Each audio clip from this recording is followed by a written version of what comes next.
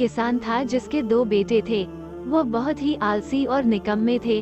वो अपने पिता को कामकाज में हाथ बटाने के बजाय आलस किया करते थे, इधर उधर घूमते फिरते थे।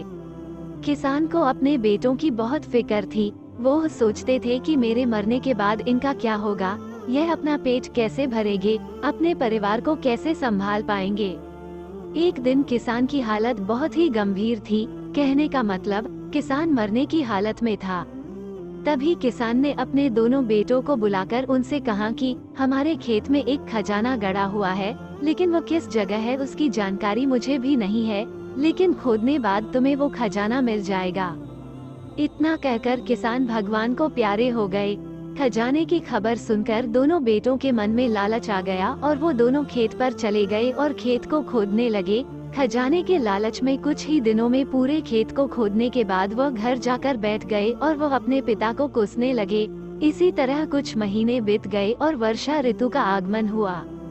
किसान के बेटों के पास पेट भरने के लिए सिर्फ एक ही जरिया था, वो है खेती। तब बाकी किसानों की तरह किसान के बेटों ने खेत में बीज बोने शुरू कर दिए। वर्षा का पानी पाकर वो बीज अंकुरित हुए और देखते ही देखते खेत लहलहाने लगे। ऐसा लग रहा था कि हवा के झोंके से लहलहा रहे थे। ये देखकर किसान के बेटे बहुत खुश हो गए। उनको समझ आ गया कि परिश्रम ही सच्चा धन होता है और वो उसी तरह से अपने पिता के शब्दों का मोल भी समझ गए और अपने कामकाज में लग गए। कहानी पसंद आई हो तो लाइक, शेयर, कमेंट और सब्सक्राइब करें। Thank you for watching my video.